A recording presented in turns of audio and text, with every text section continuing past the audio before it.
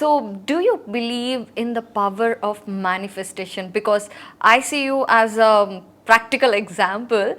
So, how far do you believe?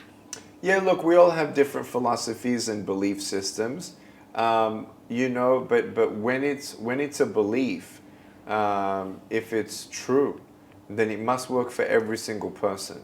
And so I think of the people who are human trafficked, who've been sold by their own mother for at 4 years old. You can't tell them, just manifest your new future. Be good, do good, and good's going to happen.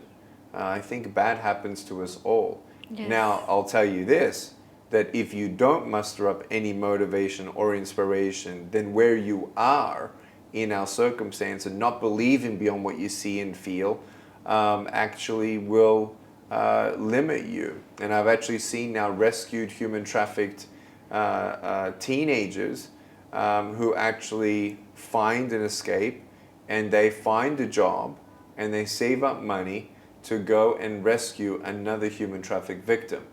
And so what's amazing is when you don't get a miracle, you can still be a miracle for somebody else. And I think in the mindset of progressing and moving onward, and yes, whatever you sow is what you reap. I believe in that, right? But it doesn't change all the destiny and the full potential of your life as a formula, if you will, for me. Of course, with manifestation, action towards it really needed. Action more than belief, right? You can believe all you want, but with no action, you'll never get there, right? Yes, true. But as human beings, when we are in new circumstances, or even we think of new phase of anything, to do anything new in the life or to go to any place, the first thing which we feel is fear. Oh my God, what's going to Yes, happen? yes. What if something goes wrong? So, how do you see fear?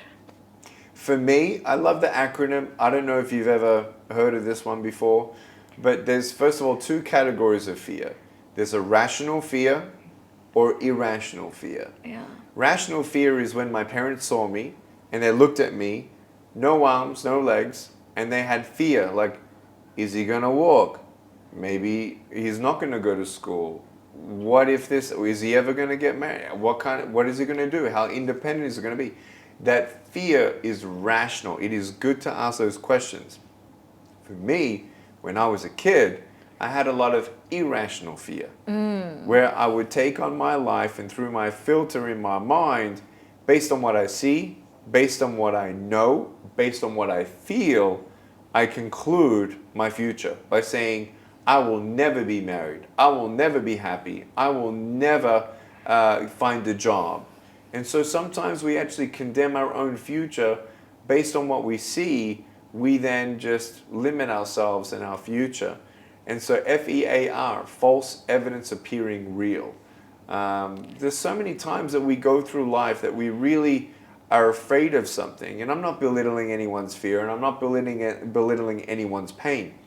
But what we must understand is, do not be crippled with fear to hold you back from trying, from failing.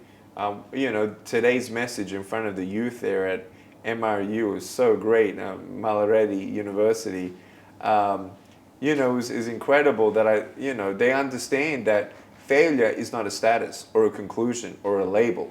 Failure is your classroom.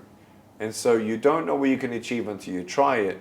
And many of us know that we're not perfect. Right. So when you understand that failure is your classroom, you get stronger and stronger and wiser along the way. And so that's the kind of mindset that I want everyone to know in the resilient mind that we can do.